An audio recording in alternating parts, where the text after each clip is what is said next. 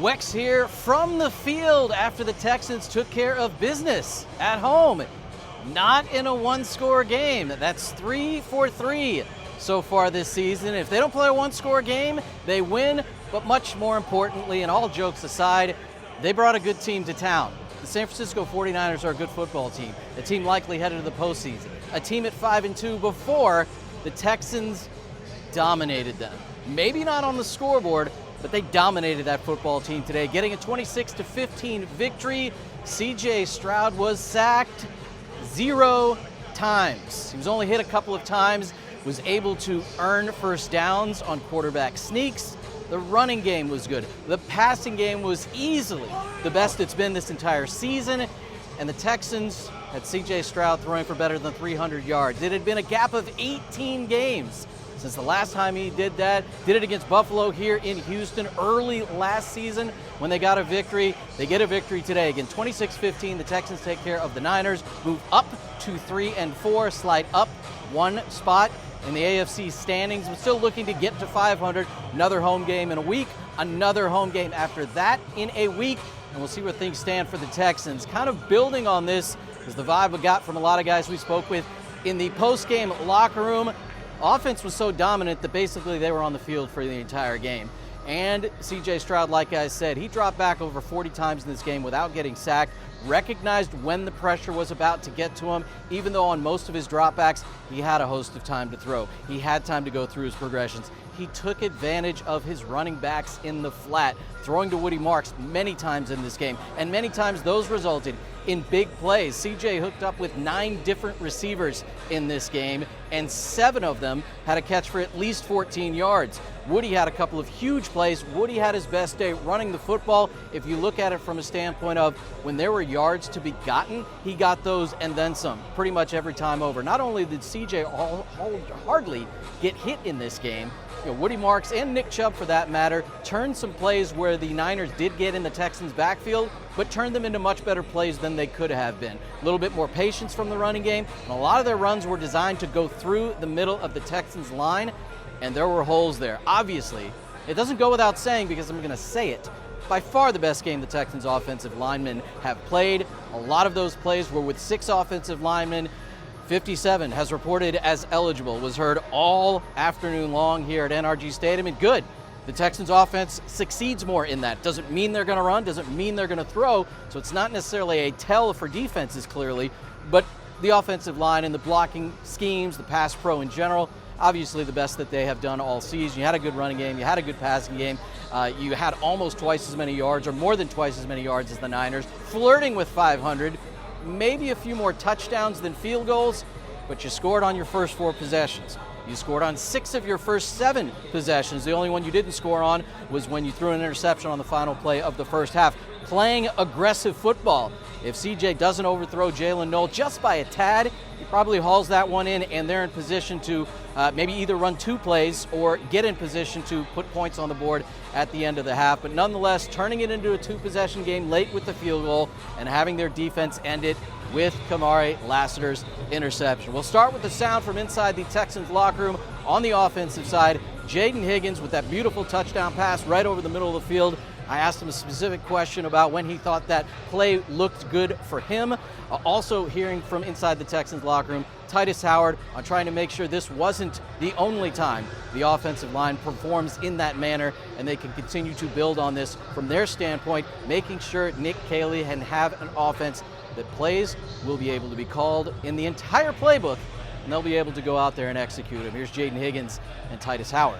Felt great, just the receiver room as a whole. I mean, everyone was making plays. I think all the receivers had catches in the first drive, so really just going out there with those guys and just competing was really cool. Coach had mentioned that with the absence of Nico, you guys were going to have to step up. Did you guys take that as a message to that this was a moment for you guys, especially younger guys? Yeah, for sure, a little bit, but I mean, I feel like us as a receiver room, we're always ready to make plays, whenever. So I feel like that's just our job at the end of the day. The offense in general, you guys kind of have a well-balanced, attack today, running the ball, passing the ball. How would you rate today's offense? Maybe 10 out of 10. Best performance? Yeah, what he said. 10 out of 10. Yeah, just a great job by Caley, calling the plays and just the guys going out there and executing. The results were obviously different with the offense. Was there anything you could pinpoint about why that was the case? I mean, just going out there and executing. I mean, you've seen the way CJ played. He had a great game, throwing the ball around, making quick decisions, just going out there being dominant, man. Was his demeanor pretty much the same throughout? It's the same as always. That's the same guy every day he walks in the locker room. You say that you're always ready to make play. What's the kind of mindset that goes into that? You guys are still early in your career, Yep. but I see you guys celebrate together, and it looks like their confidence has been there all along. Yeah, for sure. If your opportunity is out there to make a play, you got to go do it. That's what D'Amico talks about all the time. Playmakers make plays, and you got to just be that person every day. Did you have a sense of how well your offensive line played today? They played great. Yeah, man. What'd you think of that group? They just went out there and bullied them. That's all I would say. What can you say about Woody's performance today? Just running the ball violently, physical, like he always does. I mean, I feel like every game he's been able to have some big runs and, of course, making big plays in the pass game as well. On your touchdown catch, when you were about to get out of your break or turn back for the ball, was it basically right there? Yeah, it was right there. It wasn't even me almost. It was just the play call that Kaylee drew up, a great play and a great ball by CJ. Do you have a good feeling about that play call at the snap? Of course, right away. I had a good feeling about that play call on Tuesday. Yeah. Yeah.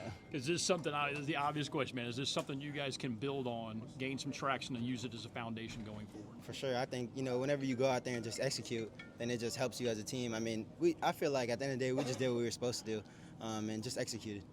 Jayden, Cyclones receivers today for the Texans. 14 catches, 166 yards, 2 touchdowns on 20 targets. What do you think about what you guys did collectively, former Iowa State guys? Yeah, I would just say go Cyclones. Went out there and made plays. Yes, sir. Oh yeah, we did a better job today. We really just did what was expected of us. Each week, we got to go. We got to live up to that as a group up front. I feel like we did a better job today. Playing complementary football, keeping CJ clean, opening up lanes. We just got to continue with it each week. Was there anything changed throughout the week, or is it just you guys executed what you want to do every week? Yeah, just execute what we want to do every week. Just applying what we do at practice and doing it in the game, man. We worked really hard. We put in a lot of work this week to correct some of the things that we needed to correct, and it showed up good for us. We asked Jayden Higgins about the offensive line today. He said they just bullied people. Would you agree? Yeah, that's the goal every week, to have a bully mentality, be able to get the ball going downhill, and it's only going to open up the passing game for the offense. So we just got to apply what we did today and just try to stack on it and get better every week because we got a good team coming in next week. When you end a game with 0 sacks on 7, how much does that just feel you guys? Oh yeah, man, that's an amazing feeling. That's the goal every week, and so to be able to achieve that this week, coming off the week we had last week, it's a great feeling. We'll be able to, use that momentum for next week, and just got to keep stacking every week to be the best unit we can. It's Monday night in Seattle. You were pretty unhappy after the game. So was CJ. What was he like today in the huddle, just as far as his demeanor and kind of how he was all week? Oh man, CJ's the same all the time, man. Like he doesn't let anything affect him and try to bash us and beyond. Like he just tell guys like, man, I know what y'all can do, man. Just continue to do it. You give me time. You see what I can do. So man, we just got to take ownership, and everyone got to take ownership in everything I do. Like at the end of the day, it's his job. We get paid to, play well. So when we play well, it shouldn't be a surprise. That's something we should do. You're 3-4. Can this win be a turning point? Do you think this could be something you guys could springboard off of? Oh yeah, of course, man. It's early in the season. Like I was saying out early in the week, we only had four L's. We had 7 L's last year, So it's still a lot of football left. We just got to, continue to get better on offense, and so we can play good complementary football because you see what our defense has been doing week in, week out, no matter the opponent. So we stepped up today and did a good job, so we got to build off that. It seems like they were doing kind of everything they could to get some pressure on you all, blitzes, stunts, those kinds of things. Just what does it feel like when they're doing everything that they can, but you're picking everything up? Oh man, that just let us know that all the work we put in, all the time we put in, all the drills we worked all week, all that shit, it came out good for us because, we worked those stunts all week. We worked those games, those blitzes all week. And when we saw it in the game, it slowed the game down for all of us, and it helped us out a lot, which did a good job for the offense. Do you think that was like communication? Just how was the communication kind of involved? Yeah, communication was fantastic today. That starts with Jake up front. He did a great job helping us with the mic points, where to go, calling the fronts, calling the blitzes when he saw CJ changing protection. Everyone did a good job. Is there confidence that all the things you did right, did well today, that you guys can replicate that again? Yes, sir. I feel like we can. You know, we just got to be locked in. Like I just said, I say all the time. I know I say it a lot, but each individual is locked in on what they're supposed to do and not trying to do too much. You know, it's gonna be good. You know, we've shown that whenever we doing the right thing, blocking the right people, everything, the offense can look really good. We just got to be able to be consistent with that and doing that each week. On the defensive side, kind of hard not for them to notice, and we asked them about it, both Henry To'oTo'o and Kamari Lassiter, how much time they spent on the sidelines because of the long drive after long drive after long drive the Texans offense kept putting together and kept putting points on the board. It also meant that the defense was going on the field in attack mode because of the scoreboard, 3-0, 6-0, 13-0, and playing from in front the entire game. Even with that late score in the first half for the Niners, even when they cut it to 23-15 late in the game, the Texans always in a positive position on the scoreboard. The put-away play, the Texans defense made it late in the game. That was Kamari Lassiter, so you'll hear him talking about the nail in the coffin play, and also from Henry To'oTo'o about putting their best defensive game plan together, knowing full well and talking about it all week. And the Niners play so heavy with what they do with their tight ends and what they obviously want to do with Christian McCaffrey. That usually means it's going to fall a lot on the linebackers, Henry To'oTo'o, EJ Speed, and Azeez El-Shaair. Inside the Texans locker room we go to hear from Kamari Lassiter and Henry To'oTo'o. We can play with anybody, so I mean, everyone was just locked in on the details of their job, and it shows on the field. We're out there flying around, swimming, having fun. I mean, that's what the game's all about. I apologize if you've asked us already, but obviously everybody wants to go make a game-winning play. What is that like when you are able to kind of seal the deal the way that you did today? I mean, it was cool. It was surreal just to be able to go out there, play. I mean, I'm living my dream, you know what I'm saying? So it's just like I go out there, I feel like I have nothing to lose. I'm living my dream. So just going out there, knowing that the game's on the line, ball's in the air, I feel like that's just backyard football. So just go get it, and that's what I want to go do. Jalen Petrie said during the week, you had 11 guys to the ball against McCaffrey, led the NFL in touches heading into this one. What was the defensive game plan as far as like how you approach a star player like number 23? I mean, he's a great player. I mean, obviously he's been doing this for a long time. Everyone knows Christian McCaffrey. We know what he can do. So just knowing that we have to hone in on him, know where he's at all times. I mean, the offense, it doesn't technically, it runs through him, but I mean, he's a huge part of it. So just knowing where he's at and having eyes on him and just swarming, playing our game. The offense, time of possession was crushing in the beginning. What does that do for you guys? Man, I mean, that offense had one hell of a game. I mean, everybody from top to bottom, CJ, O-line, receivers, running backs, everybody just going out there, seeing them have fun, scoring touchdowns, getting first downs, making plays, dancing. Like, that's what it's all about. Like, that's what it's all about. So just seeing them going out there and play like that, and then that fuels us. So, like, whenever we get on the field, like, damn, I want to get the ball back to the offense. I want to see them do that again. So that's just how the game went. What was the thoughts on the game plan? How do you feel like you guys executed what you guys did today? Yeah, he had one huge explosive at the end, almost gave him a chance, but I feel like we were all honed in.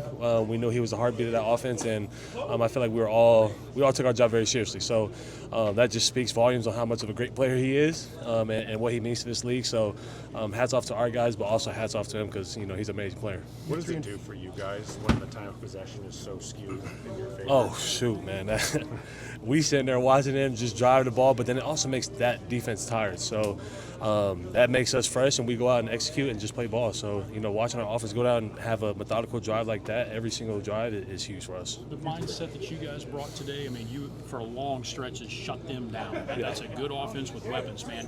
What did you kind of bring in that regard? How does it kind of build as the performance continues? We just got to keep going. And I think the biggest thing for us, why we performed so well as a defense today, and obviously there's some things to clean up, but we trust each other, and we're all doing our job. As long as 11 guys are doing their job and swarming to the ball, you're going to play really, really well defense. So it's a confidence builder. Build off of this. Come watch it, clean it up, but also enjoy this one. Let's look at Kamari's pick. Loved it, man. That was kind of the game stealer right there. So that was huge for us. Man, he's been doing that in practice. So finally to see it in the game has been huge. And you're up to 3-4. Last year you had just 7 regular season losses. Does this game feel like it could be a springboard? If so, why? Yeah, I mean, I think every win in the NFL is a springboard.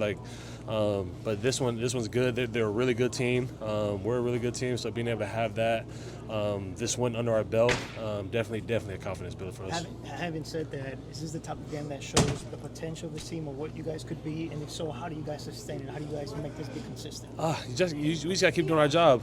I think for the outside people, people think it's the booster for us, but I think we know who we are as a team. Like, we've been doing this. We've been during training camp, OTAs, and we know the team that we can be. We just got to display it to everybody on Sundays. In so many words, D'Amico said you guys weren't doing what you were told to do throughout the regular season on the field. Do you feel like you did that better today? Yeah. Whenever you win, you doing what you're supposed to do.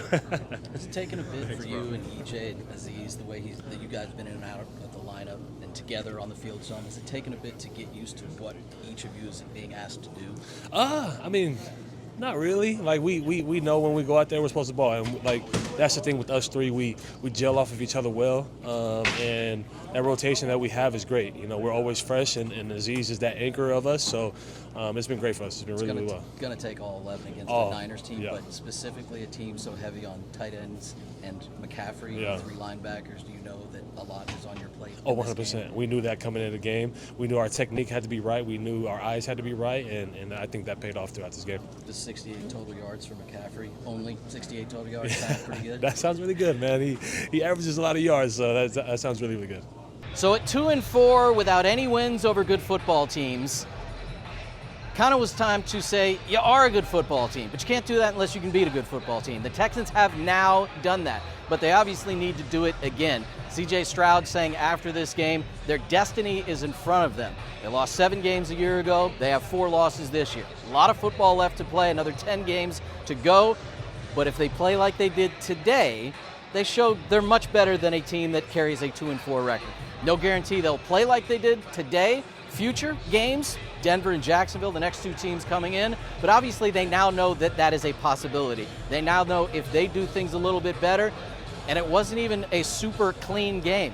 They had pre-snap penalties. They had a lot of holding calls on their offensive line. Heck, Will Anderson jumped off sides twice defensively. But they overcame all those little things and were able to, again, in my mind, this was a dominant victory. Nicer if it's as dominant on the scoreboard like it was in their last 2 victories. But when you play a better football team, it's just a little bit harder to dominate them on the scoreboard than it is when you're playing Cooper Rush and Cam Ward. We'll see what's in store moving forward, and we'll talk about all of it, of course, on the 18th, 2 o'clock each and every weekday afternoon, and via the simulcast on Space City Home Network begins every afternoon at 3 o'clock as we get rolling on Sports Talk 790.